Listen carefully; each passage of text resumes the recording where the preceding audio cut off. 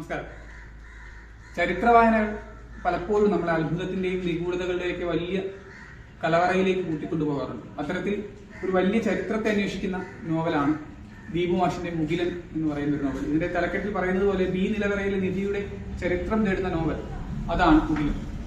കഴിഞ്ഞ ഒരു 15 വർഷത്തിനിടെ നമ്മളെ ഏറ്റവും അത്ഭുതപ്പെടുത്തിയിട്ടുള്ളത് എന്താണെന്ന് ചോദിച്ചാൽ നമ്മളെല്ലാം ഒരേ സ്വരത്തിൽ പറയുന്നത് ഒരു പക്ഷേ ശ്രീ പത്മനാഭ സ്വാമി ക്ഷേത്രത്തിലെ ബി നിലവറയിലെ നിധിയെ കുറിച്ചായിരിക്കും, അല്ലെങ്കിൽ മൊത്തത്തിൽ അവിടെ എത്തിച്ചേർന്നിട്ടുള്ള ഒരു നിധി എങ്ങനെയാണ് അവിടെ എത്തിച്ചേർന്നിട്ടുണ്ടായിരിക്കുക എന്നുള്ളത് നമ്മളെല്ലാവരും അത്ഭുതത്തോടു കൂടി നോക്കിക്കണ്ട ഒരു വസ്തുതയാണ്.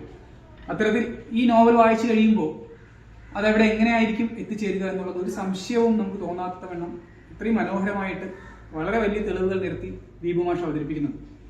മാർത്താണ്ഡവർമ്മ തൃപ്പടിദാനം നടത്തിയാണ് അത്രയും വലിയൊരു നിധിശേഖരം അവിടെ ഉണ്ടായതെന്ന് നമ്മൾ വിശ്വസിക്കുമ്പോൾ അതങ്ങനെയല്ല, അതിന് മറ്റൊരു മുഖമുണ്ട്, അതവിടെ എത്തിയതിന് മറ്റു ചില സത്യങ്ങളുണ്ട് എന്ന് നമ്മളെ ഓർമ്മപ്പെടുത്തുന്ന, നമ്മൾ ഓരോ മലയാളിയെയും ഓർമ്മപ്പെടുത്തുന്ന പുസ്തകമാണ് മുകിലൻ.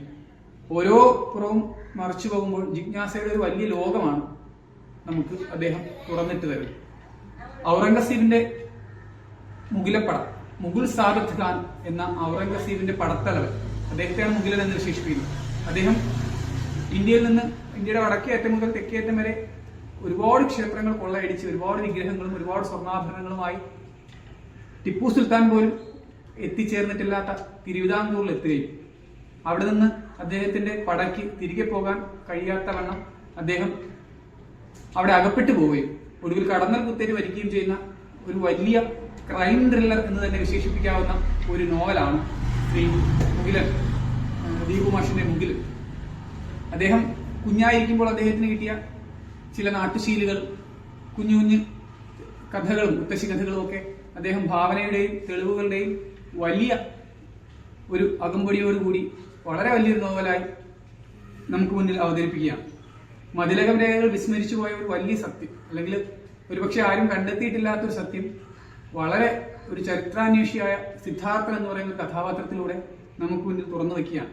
ഈ പുസ്തകം വായിച്ചു വരുമ്പോൾ എഴുത്തുകാരനും ഗവേഷക വിദ്യാർത്ഥിയും വായനക്കാരനും എല്ലാം ഈ മുകിലന്റെ ഈ ഇത്രയും വലിയൊരു പടയോട്ടത്തിന്റെ ഭാഗമായി മാറും എന്ന് നമുക്കെല്ലാം തോന്നിപ്പോകും. ഇത്രയും മനോഹരമായിട്ടാണ് ഈ നോവൽ ഒരു സിനിമ കണ്ടിരിക്കുന്നത് പോലെ നമുക്ക് വായിച്ച് മുന്നോട്ട് പോകാൻ കഴിയുന്ന ഒരു നോവലാണ് ഇത്.